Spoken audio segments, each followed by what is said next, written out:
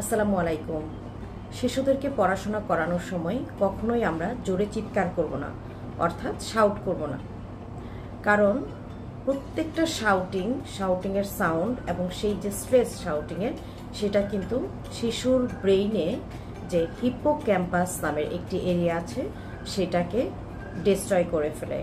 এর ফলে শিশুর মেমোরিতে সমস্যা হয়, শিশু কি পড়ছে সেটা ভুলে যাওয়ার সম্ভাবনা থাকে। এছাড়াও ব্রেনে আরেকটি অংশ থাকে যেটাকে বলা হয় অ্যামিগডালয়েড বডি। যদি আমরা শাউট করি তাহলে সেই অ্যামিগডালয়েড বডিকে মানে সেই শাউটিংটা আরও বেশি এক্সাজারেট করে, মানে সেটাকে স্টিমুলেট করে এবং এংজাইটি তৈরি করে। এই এংজাইটি তৈরি করার ফলে শিশুদের কিন্তু ফরগেটফুলনেসের চান্সটা অনেক বেশি বেড়ে যায়, অর্থাৎ তারা কি পড়েছিল বা কি পড়ছে সেটা কিন্তু তারা মনে রাখতে পারে না।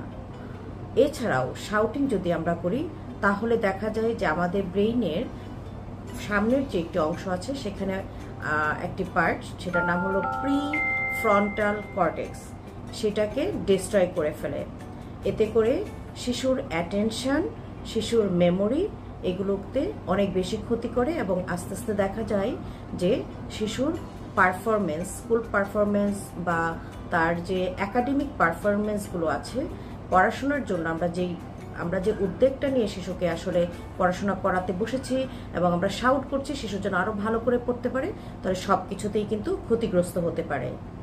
ধন্যবাদ।